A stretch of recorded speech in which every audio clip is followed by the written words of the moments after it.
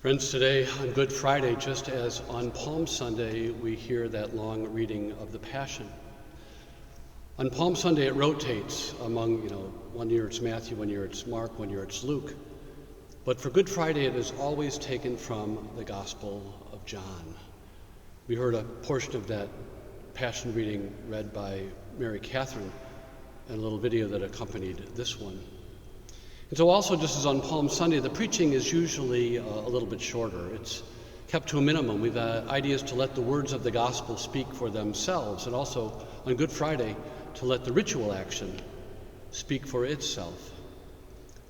And yet today we don't hear the words of the gospel read in church as we usually do, and there's no ritual action in church either.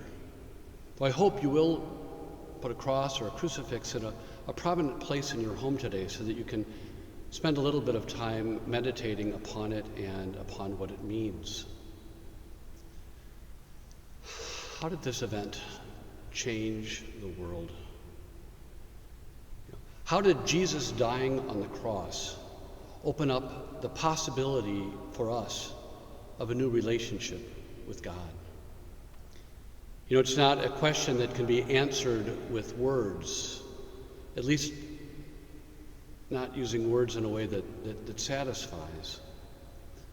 Sometimes words help provoke like a flash of insight. In an interior sense, we get some flash of understanding that, yes, this makes sense to me.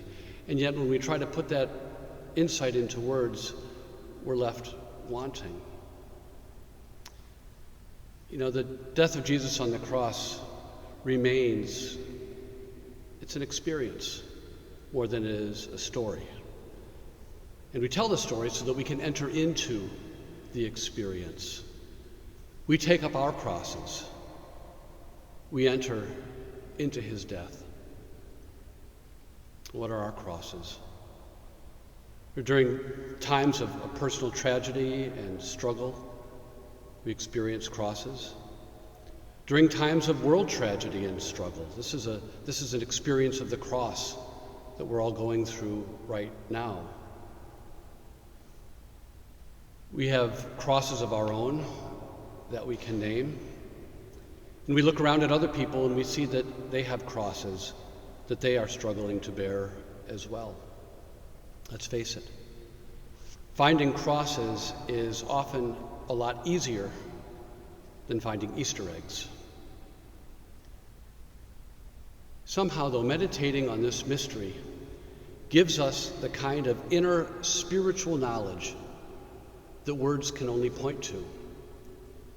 We enter this mystery each time we gather for Mass, because that gives us access to the experience, still, in ways that are difficult to explain. But I think maybe that's why we miss Mass so much.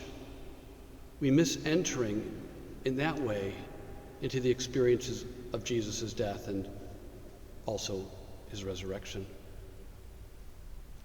On Good Friday, we venerate the cross, don't we?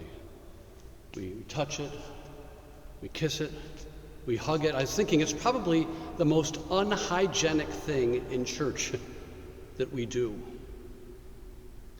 But this gesture is intended to reinforce for us the love of Jesus, who laid down his life for us. Right now, we are prevented from hugging and from touching. We're prevented from kissing each other. We're also prevented from hugging and touching and kissing this cross. Is there such thing as social distancing from the cross of Jesus Christ? Doesn't seem like there should be, huh? To show you this image of St. Francis of Assisi, I'm going to hold it up so you can see it. This is an image that somebody gave me when they were visiting Assisi, and I have it on the wall over my desk, and I've always found it to be a particularly touching image of St. Francis. You can see he's bearing the wounds of the stigmata, but he's kissing the feet of the crucified Lord. I've got another image in my house also from the Basilica of St. Francis in Assisi, where Mary Magdalene is kissing Jesus' feet. In fact, here you can kind of see up here on our own apps of our church, we've got Mary Magdalene with her hands on the cross, in a sense, venerating it and venerating Jesus as he's dying there. You know, there are many representations of this in Christian art. I was thinking, you know, when a hockey team wins the Stanley Cup as champions of the NHL, what do? They hold it up and they kiss it. When a baseball team wins the Commissioner's Trophy after winning the World Series, they hold it up and they kiss it. When a football team wins the Vince Lombardi Trophy after they win the Super Bowl, or a soccer team wins the Jules Rimet Trophy after winning the World Cup, they hold it up and they kiss it. They hold up their trophy and they kiss it. You know, there's a famous line from St. Andrew of Crete. He said that the cross, it's both the sign of Christ's victory. It's the sign of Christ's suffering and the trophy of his victory. It's a neat thought, isn't it? The cross is both the sign of Christ's suffering and the trophy of his victory. So no wonder we want to lift this up high. No wonder we long to kiss it. There's a line you've probably heard people sometimes use, whatever doesn't kill me makes me stronger. I suppose we might even apply that to our present situation. It comes from a philosopher from the 19th century, Friedrich Nietzsche. Whatever doesn't kill me makes me stronger. And yet, if you think about it, in Jesus' case, what made Jesus stronger was the thing that did kill him.